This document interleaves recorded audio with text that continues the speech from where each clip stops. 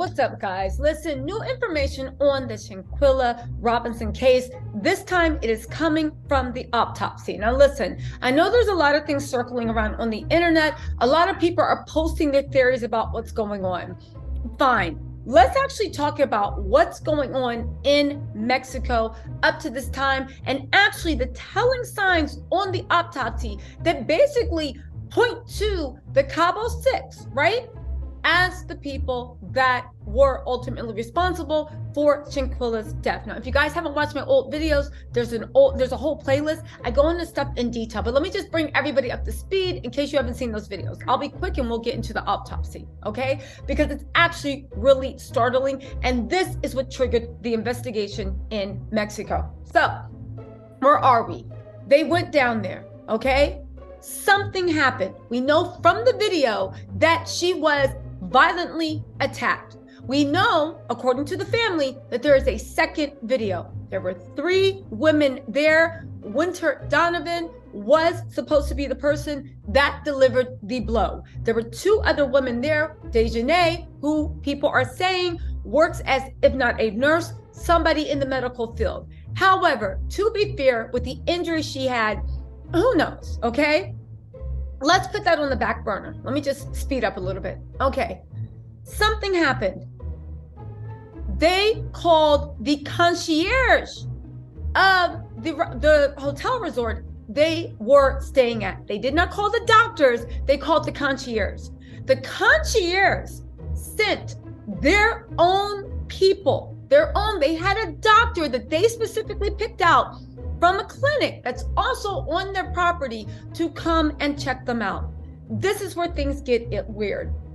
The doctor says the doctor comes an hour after they were called, okay? The doctor then works on her for 2.5 hours. CPR 14 or 15 times, giving the IV, shoving her with adrenaline. It has been almost 2.5 hours later. The doctor's working on her. She says she has a seizure. There is sphincter relaxation. I know that people say sphincter is in the anus when you pass away. However, it is also can be the part of the stomach that's also relaxed. It doesn't matter. This is what the doctor puts on the police report. Then they call 911, right? They pronounce her, 2 police officers show up. They pronounce her dead, okay? And she is taken to the morgue. All right. And prior to that, Shanquella's friends have been calling their moms, saying that Shanquella wasn't feeling well. They couldn't get a pulse. There were some rumors that there was a fight. Okay, the medical professional on the police report, the medical professional details how she really got in there and worked on her for 2 hours. The police take the police report. Then those people, the Cabo 6, are allowed to travel back to America. Why? Because a local authority who's in charge of whenever there's a crime committed, holding people in that area while the police conduct their investigation, sign off, according to the doctor, right? That there was alcohol poisoning. What makes this more insidious is that alcohol poisoning and actual spinal injury, when you look at the symptoms, please watch my other video, I go into detail, they are eerily similar. As a matter of fact, the only time you can tell if you have a spinal injury is if you go to the hospital, either through a blood test, CAT scan, MRI, anything like that. Let's not forget the doctor said that she wanted to take her to the hospital, but she listened to her friend and said, no, just keep her there. Okay, that is where we are. This is in the police report. However, there is another layer that a lot of people are overlooking. Everybody keeps saying, oh my God, so she was alive. This is so cold if they had rushed her to the hospital. Social media is saying that, and that's fine. Everybody's speculating. However, you know who's not speculating? The Mexican authorities. The Mexican authorities have expanded the investigation, not only for the Cabo 6, but for the doctor, the 2 police officers at the scene, and also the person that worked in government that allowed them safe passage back to America and not having them held at the crime scene. Here is what they are saying. They are saying, according to the coroner's report, The doctor lied. The police officers lied, and they should have never been allowed to leave Mexico. They say there is no way the time of death could be. And you know, when you do autopsies, you can literally narrow the time of death, right? They are saying now, again, they have not been convicted. Nobody's been put on trial. They are still conducting their investigation. But they have literally told the doctor, the Mexican police officers, and of course, the guy that actually works in the local government of Cabo, that they are also under investigation because they flat out said that they lied. They are flat out saying that Shanquella was not alive. They think that Shanquella was not alive when the doctor said she was administering all these things. Okay, so I know the internet is like, oh my God, she was still alive. The Mexican authorities that are investigating this mess are saying that's absolutely not. You guys are lying, and they even said that they're lying because they were trying to protect the image of the Cabo's apartment buildings. The whole name is in the other video. Please go watch the other video. I go into detail, but they are saying that they did it to cover up because they didn't want a death on the property. Now, there are rumors that they also might have been bribed or paid off. Again, fine, we'll get back to that, but let's talk about what we know. The medical report and the coroner's report, the medical report and the death certificate differ greatly. Why? Because when they arrived, she arrived at the hospital. The coroner conducted an autopsy. Now, just to let you guys know, there is medical autopsies and there are forensic autopsies. The medical there's no standard for conducting an autopsy. They can be as light or as thorough as you want. Forensic autopsies are very thorough. That's what you see on crime TV.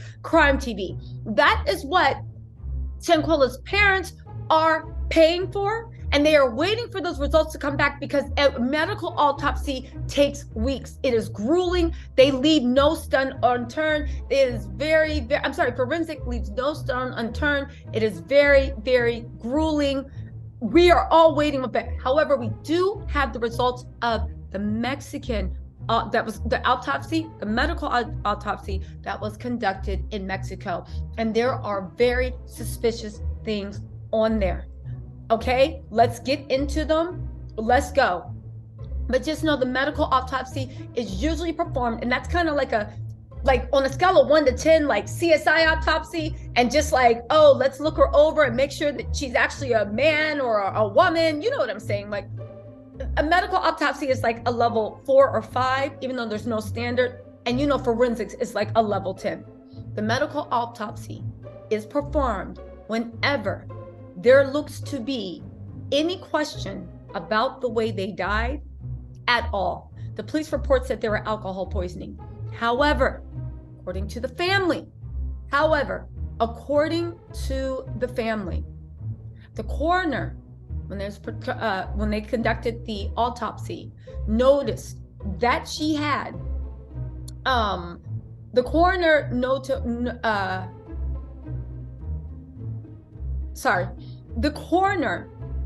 noted that she had a busted lip, extreme bruising on her eye, and also her face.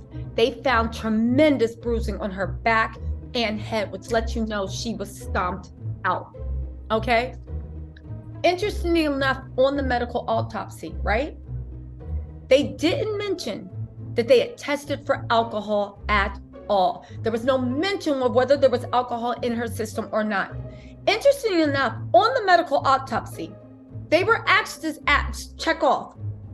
Does it look like the person died from an accident or from violent causes? The medical examiner put yes. They didn't specify whether it was an accident or whether it was a violent death. They just said yes, right? They said that they could see the bruises. They said that they could see the bruises. Now, I do want to say this, but I'm going to read more information on it. A lot of people think, rightly so, with the Mexican authorities, that the doctor is lying. Even if you believe the fact that alcohol poisoning, and this is true, and a spinal injury, the symptoms can mimic each other. Even if you believe the fact, even if you believe what the doctor said, how did a doctor look at somebody with a busted, swollen face? How do we know it is? Because the family said the coroner actually sent them pictures of the way her face looked when they requested the results of the preliminary autopsy. The family is requesting their own private, very much more thorough autopsy. Okay, it's going to take a while for those results to come back. But for the medical autopsy that was performed in Mexico. So how did you think that you had clues as a medical professional that there was trauma? You chose to do nothing.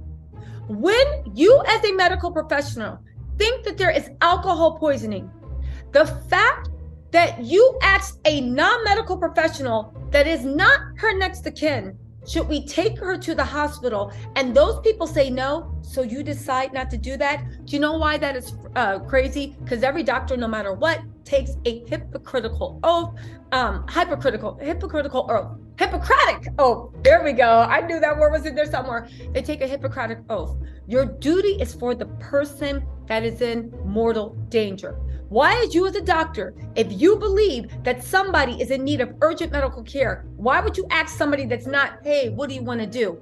Second of all, as a doctor, your job is to keep that person alive. Why is everybody overlooking the fact that alcohol poisoning is a serious thing? You can die from alcohol poisoning. You truly believe a medical professional looked at somebody that was banged up all over, the pictures corroborated, that is suffering from such severe alcohol poisoning as they are unresponsible, and you say you work on them for 2.5 hours?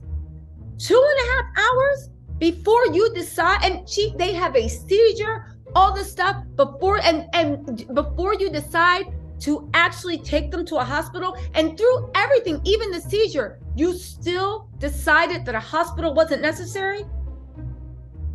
Okay, let's get into some other facts, right? Again, the doctor is looking really shady. The Mexican authorities believe, and this is these are in the papers. You guys can Google this. The Mexican authorities believe that everybody on the Mexico side that was involved lied and is doing a cover-up. Again, we need to get off the notion that she was alive for those 3.5 hours after the doctor was called, because the Mexico authorities believe that's impossible. It can't happen. But let's get into this, right? Listen, they say, according to the reporter, the police report details what friends told doctors and police. The text provided by Metro claims friends told the responding doctor that Shanquella was intoxicated and in need of an IV, even though her whole face was busted up and she couldn't talk and she was unresponsive, right? The report claims that her friends wanted her treated in their room and not at the hospital, despite the responding doctor's advice. Again, the Mexico authorities think the doctors, this is a cover-up. They were trying to cover up their butt in the report by being like, okay, well, it's their fault. The police report claims when the doctor arrived, Shanquella had poor verbal response and died within 3 hours. The text provided by the reporter states that the police report lists her death as cardiac arrest. Just to let you guys know, cardiac arrest just means that your heart stops. Anything can make cardiac arrest. Poison, horror, anything. It just means your heart stops. That's not an actual reason. Like for a cause of death, it's like, why did their heart stop? Anyway, some details in the police report align with what Shanquella's family says they were told by her friends after she died. But the police report shares few things in common with the findings from the autopsy. Again, this is why people are saying that those people in Mexico were paid off, because it aligns, but nothing on that police report makes sense, just like nothing in those people's stories makes sense. Also, this was either premeditated or, oddly enough, whoever picked this cause of death of alcohol poisoning. It's very scary the way they magically pick something that completely aligned with a spinal injury so that all the symptoms would align. And they would have probably gotten away with it if her face hadn't been busted up and her body hadn't been beaten. Anyway, the police report does not mention the severe spinal cord or neck injuries that the death certificate lists as Shanquella's cause of death. The death certificate doesn't mention alcohol. It states that she died within 15 minutes of her injury and that Shanquella was found unconscious in her living room. Again, autopsies can literally go back to time of death. Fabian Menses, a criminal defense attorney in Tijuana, Mexico, who has worked on cases in Cabo, San Lucas, say autopsies are generally more trustworthy documents than police reports. The autopsy should overrule the report because the police report is written by cops, and cops are not forensic experts. They're just taking notes. They're just going to write out what they're told by the witnesses and what they're told by the doctor. Again, the doctor was specifically bought in by the complex. Mensa says the police report shouldn't be taken as a definitive fact because it's just a document listing what officers were told by the people on the scene. They say, especially in Mexico, I would say that most police reports don't have the truth because it's either hearsay or they're being custom tailored to what the police need to be in the report. I don't want to say that all police reports are false, but you definitely cannot just rely on a police report. They say the police report was written the day Shanquella died and nearly 3 weeks before Mexico authorities launched a femicide investigation. Okay, as you guys don't, if you guys don't know, the femicide, they call it that because all deaths of females in Mexico are considered femicide until they investigate and they can rule out domestic violence or violence specifically because you're a woman. Once that is ruled out, they officially make the case a homicide, okay? That's what's going on. Shanquella's sister, Tequila Long, and her mother, Salamandra Robinson, said the family commissioned a private autopsy. They are not certain when results will come back. We have to know private autopsies can take anywhere between 3, 4, 5, 6 weeks. They are very thorough, okay? They also say the coroner texted them a photo of Shanquella after she died, showing she had a bruised face, swollen eye, and busted lip. Woo! Listen, this is getting stranger and stranger and stranger. But I just want, and listen, we're all speculating here, so I don't mean to moral police or anything, but I just want to add to the conversation with everybody saying, Shanquella was still alive. Maybe, okay? We'll see what the actual autopsy says. But, well, not the second autopsy, the forensic private autopsy. But as of right now, based on what the autopsy report says on time of death and everything, they think that everybody on the scene was lying.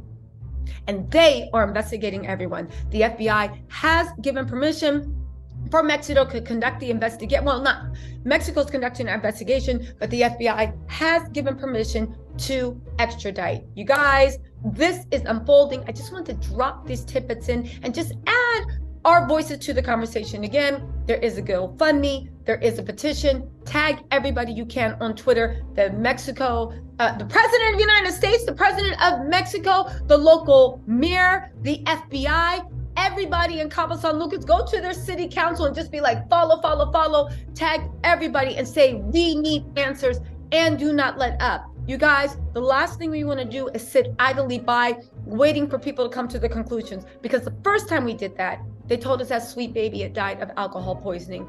Enough, enough, enough. You guys, hold the ones you love dear. Know that the world is a beautiful place, and please say some prayers and just know that we are going to get justice for Shanquella. Okay? Anyway, my little Tattle Tells, let me know what you think in the comments, and I will talk to you later. Bye.